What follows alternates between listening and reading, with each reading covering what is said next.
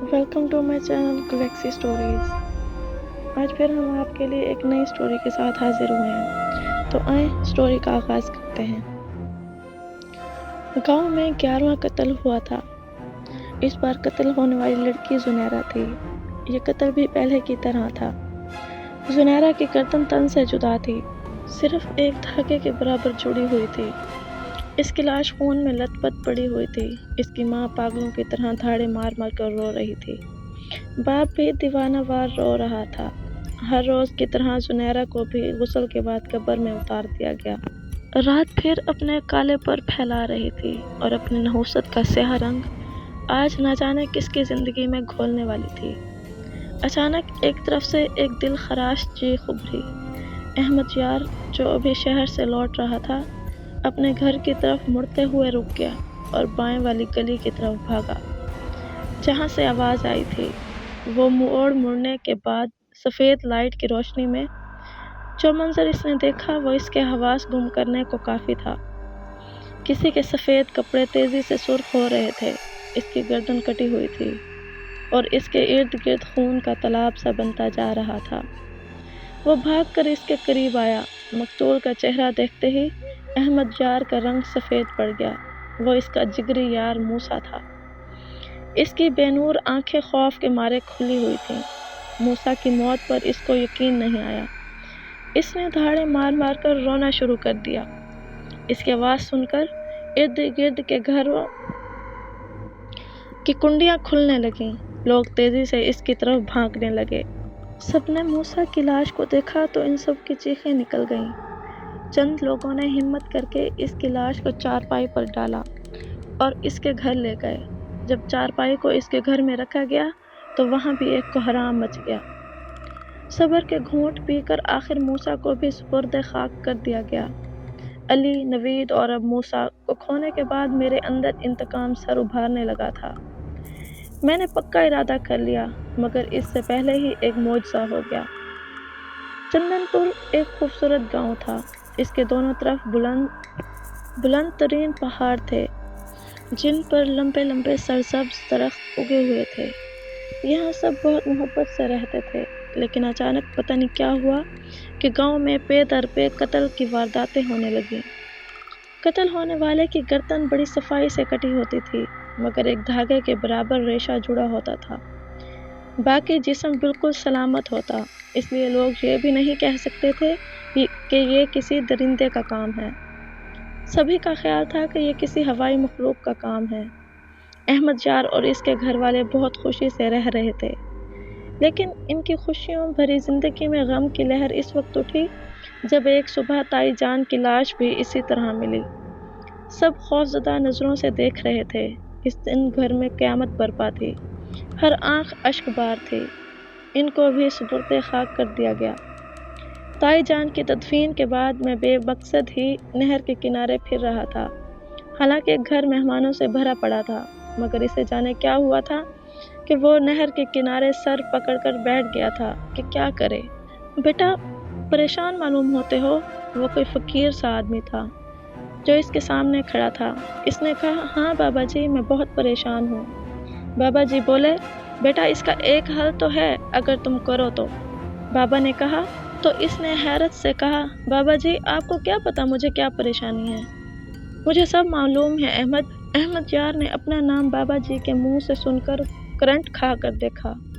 حیران نہ ہو بیٹا، میں بھی تمہارے جیسا ہی عام انسان ہوں۔ بس کرم ہے اس پاک پروردگار کا جس نے تھوڑی سی علم کی روشنی دی ہے۔ یہ کہہ کر بابا جی احمد یار کے ساتھ ہی بیٹھ گئے اور اس کے کچھ بھی بولنے سے پہلے کہنے لگے، احمد یار میری بات غور سے سنو، میرے پاس وقت بہت کم ہے، مجھے آگے جانا ہے۔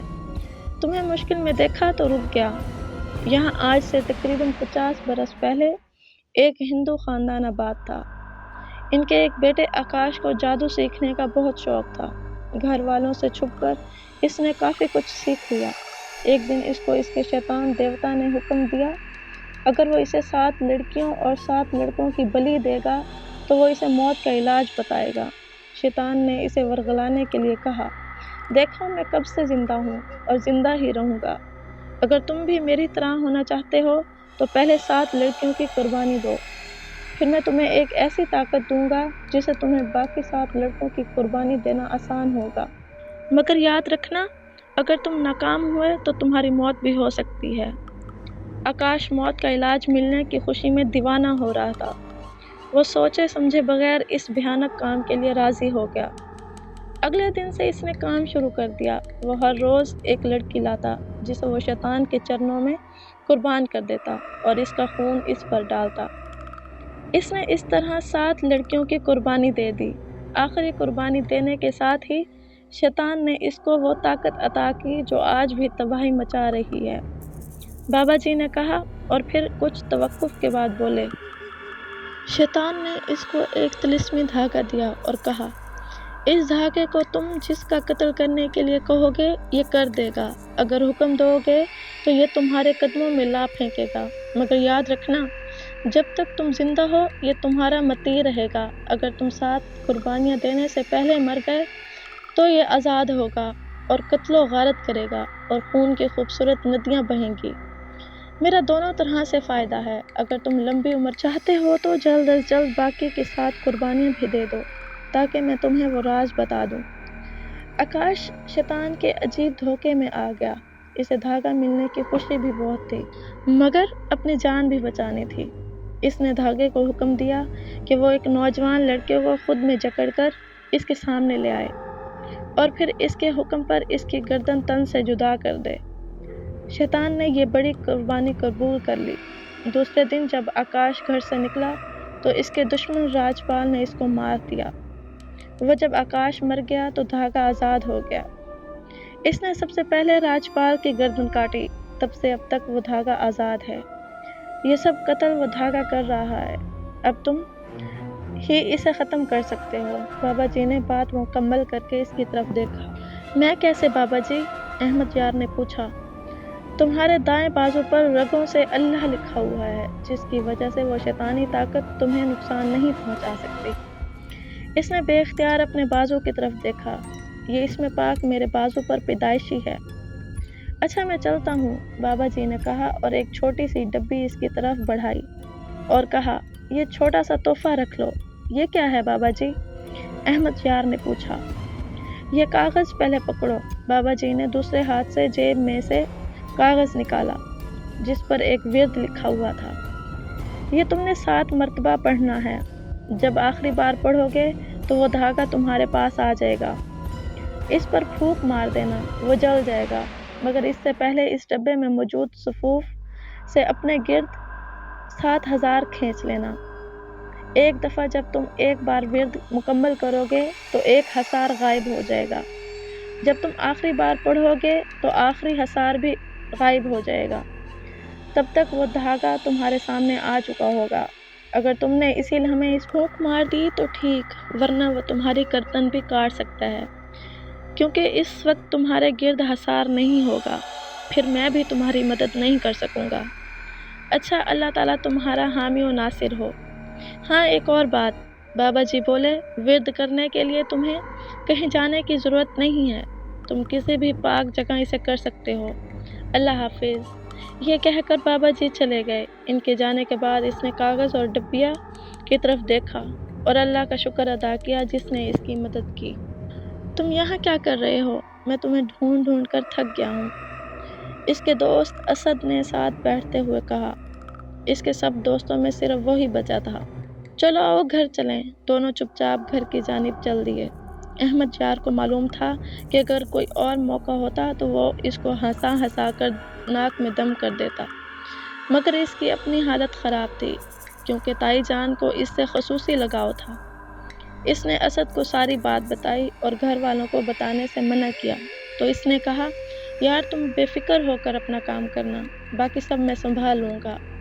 اور اس نے ایسا ہی کیا، باقی لوگوں کو ساتھ لگا کر مہمانوں کو سنبھالا اور اپنے چھوٹے بھائی کو کہا، کوئی بھی احمد یار کے کمرے میں نہ جائے، اس کی طبیعت خراب ہے اس لیے وہ دوا کھا کر سو رہا ہے۔ اس نے کمرے میں آ کر وضو کیا، عشاء کی نماز ادا کی اور اپنے گرد حصار کھینچ کر اس میں کھڑا ہو گیا۔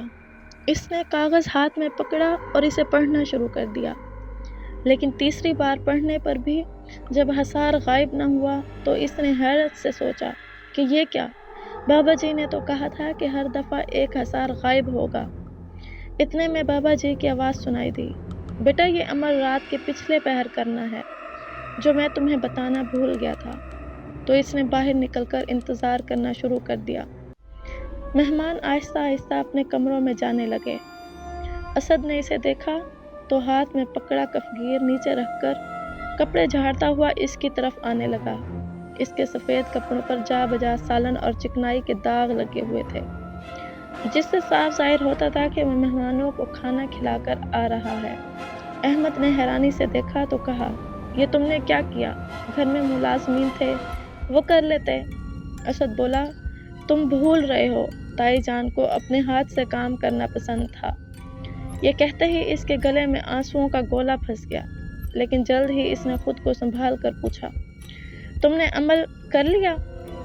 نہیں، احمد نے کہا، ابھی تھوڑی دیر بعد شروع کروں گا، وہ رات کے پچھلے پہر کرنا ہے۔ اچھا چلو اب تم بھی کچھ کھا لو۔ اس کے انکار کے باوجود بھی اس نے زبردستی احمد کو کھانا کھلا دیا۔ مقررہ وقت پر وہ اپنے کمرے میں آیا اور حصار میں کھڑے ہو کر ورد شروع کر دیا۔ جیسے ہی اس نے پہلی دفعہ عمل مکمل کیا، پہلا حصار غائب ہو گیا۔ پھر ہر ورد کے بعد دیکھتے ہی دیکھتے باقی کے سارے حصار بھی غائب ہو گئے۔ آخری حصار غائب ہوتے ہی اسے ایک سرخ چمکتا ہوا دھاگا تیزی سے اپنی گردن کی طرف بڑھتا ہوا معلوم ہوا۔ اسے جلدی میں کچھ سمجھ نہ آیا تو اس نے ہاتھ آگے کر دیا۔ دھاگے نے کسی تیز دھار تلوار کی طرح اس کا ہاتھ زخمی کر دیا۔ اس نے جلدی سے اس پر پھونک ماری تو وہ دھاگا زمین پر گر گیا اور جل کر غائب ہو گیا۔ اس کے ہاتھ سے خون تیزی سے نکل رہا تھا۔ اسے جلدی سے باہر نکل کر سب کو آواز دی اور اسد کے پاس آ گیا۔ اس کے ساتھ والے کمرے میں اسد سویا ہوا تھا۔ اسد اسے دیکھتے ہی سمجھ گیا کہ اسے ڈاکٹر کی ضرورت ہے۔ اسد خود ڈاکٹر تھا۔ اس نے احمد یار کے ہاتھ میں ٹانکے لگائے تھے۔ صبح سب کے پوچھنے پر اس نے سارا معاملہ بتایا تو انہوں نے خدا کا لاکھ لاکھ شکر ادا کیا جس نے احمد یار کی جان بچا دی۔ دوسری صبح سب کو یہ سب خوشخبری سنائی گئی۔ کسی کو یقین نہ آیا، مگر جب کئی روز تک کوئی قتل نہ ہوا تو سب کو یقین ہو گیا اور اس کے ساتھ ہی چندن پور کی خوشیاں پھر سے لوٹ آئیں۔ امید کرتی ہوں آپ سب کو آج کی سٹوری پسند آئی ہوگی۔ اگر سٹوری پسند آئے تو ویڈیو کو لائک کرنا نہ بھولیں، اور اگر آپ چینل پر نئے ہیں تو سبسکرائب ضرور کیجیے گا۔